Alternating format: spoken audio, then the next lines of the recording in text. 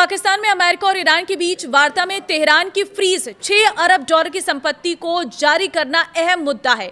यह संपत्ति अभी कतर में जमा है।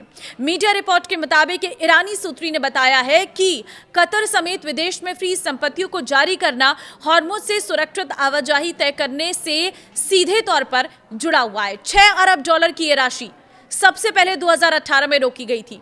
तो इसी पर हम चर्चा करेंगे। नमस्कार, मैं हूं आपके साथ ममता तिवारी और आप देख रहे हैं न्यूज़ 18 का डिजिटल प्लेटफॉर्म। वाशिंगटन और तेहरान के बीच कैदियों की अदला बदली के समझौते के तहत इसे 2023 में जारी किया जाना था, पर 7 अक्टूबर 2023 को इजराइल पर हमास के नेतृत्व में हुए हमले के बाद उसके ईरान से संबंधों को देखते हुए बाइडेन प्रशासन ने संपत्तियों को फिर से फ्रीज कर दिया। तब अमेरिकी अधिकारियों ने कहा कि तेहरान को इस पैसे तक अनिश्चितकाल के लिए पहुंच नहीं दी जाएगी और वॉशिंगटन के पास इन निधियों को पूरी तरह से रोक देने का अधिकार सुरक्षित है। यह पैसा दक्षिण कोरिया को किए गए ईरानी कच्चे तेल के निर्यात से आया था। 2018 में जब डोनाल्ड ट्रंप ने अपने पहले राष्ट्रपति कार्यकाल के दौरान ईरान परमाणु समझौते से खुद को अलग कर लिया था और प्रतिबंध लागू कर दिए थे, तो यह पैसा दक्षिण कोरियाई बैंकिंग चैनलों में फंस गया था। अमेरिका ईरान वार्ता के मुख्य चर्चा के बिंदु आपको बताते, ईरान चाहता है कि अमेरिका उसकी संपत्तियों पर लगी रोक हटा ले और उन प्रतिबंधों को खत्म कर दे जिन्होंने वर्षों से उसकी अर्थव्यवस्था को पंगु बना रखा है। अमेरिका ने संकेत दिया है कि वो प्रतिबंधों में बड़ी राहत देने को तैयार है, लेकिन वो केवल परमाणु और मिसाइल कार्यक्रम में रियायतों के बदले में ही करेगा। ईरान हॉर्मुज मार्ग पर अपने अधिकार की मान्यता चाहता है। ईरान का मकसद हॉर्मुज में शुल्क वसूलना और पहुंच को नियंत्रित करना है। वहीं अमेरिका चाहता है कि यह मार्ग तेल टैंकरों और अन्य यातायात के लिए बिना किसी रोक टोक के खुला रहे, जिसमें टोल शुल्क भी शामिल है। ईरान युद्ध के दौरान हुए सभी नुकसान के लिए मुआवजे की मांग कर रहा है। ईरान यूरेनियम संवर्धन की अनुमति चाहता है, जिसे वॉशिंगटन ने सिरे से खारिज कर दिया। इजराइल अमेरिका दोनों ही चाहते हैं कि ईरान की मिसाइल क्षमताओं में भारी कटौती की जाए। तेहरान ने कहा है कि उसका मिसाइल जखीरा वार्ता का विषय नहीं है। ईरान इस क्षेत्र से अमेरिकी लड़ाकू बलों की वापसी तभी मोर्चे पर युद्ध की समाप्ति चाहता है।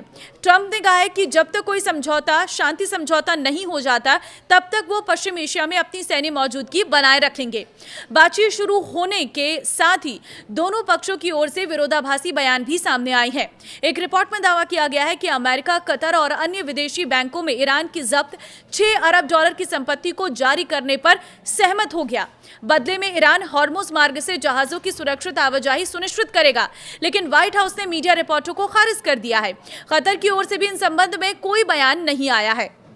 शांति वार्ता के बीच ईरानी राष्ट्रपति मसूद पेजेशियन ने कहा है कि इस्लामाबाद में वार्ता में ईरान के नेता मजबूती से डटे हैं और पुरजोर तरीके से अपने हित की रक्षा करते हुए बहादुरी से बातचीत कर रहे हैं।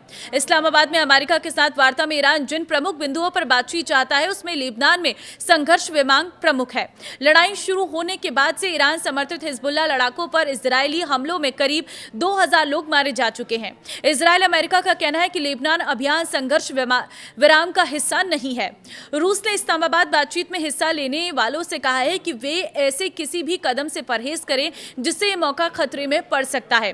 सोशल मीडिया पर एक बयान में रूसी विदेश मंत्रालय ने कहा है कि हम पाकिस्तान में होने वाली बातचीत में हिस्सा लेने वाले सभी लोगों से जिम्मेदारी से काम करने और ऐसे किसी भी कदम से बचने की अपील करते हैं जिससे ये मौका खतरे में पड़ सकता है। वहीं दूसरी तरफ चीन ने भी पाकिस्तान में हो रही इस अहम वार्ता पर बारीकी से नजरें बना रखी हैं।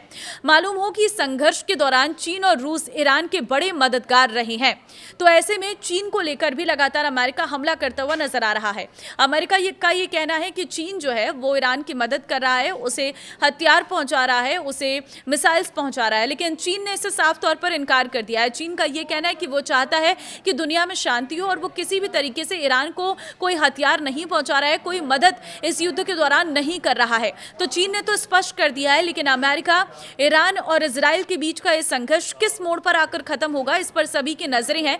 अभी तक की बातचीत में तो कोई संघर्ष विराम नजर नहीं आता है, लेकिन अब देखना होगा कि 3 दिन की बातचीत में क्या निष्कर्ष निकलकर सामने आता है। सबसे बड़ी बात यह है कि हॉर्मुज का जो रास्ता है वो किस तरीके से खुलता है, क्योंकि सिर्फ ये अमेरिका, इजराइल और ईरान की बात नहीं है, बल्कि कई देशों का संपर्क इसी रास्ते से होता है और कई देशों से इंपोर्ट एक्सपोर्ट इसी रास्ते से होता है। तो फिलहाल स्ट्रेट ऑफ हॉर्मुज एक बहुत बड़ा मुद्दा है जिस पर सभी की नजरें हैं। नमस्कार।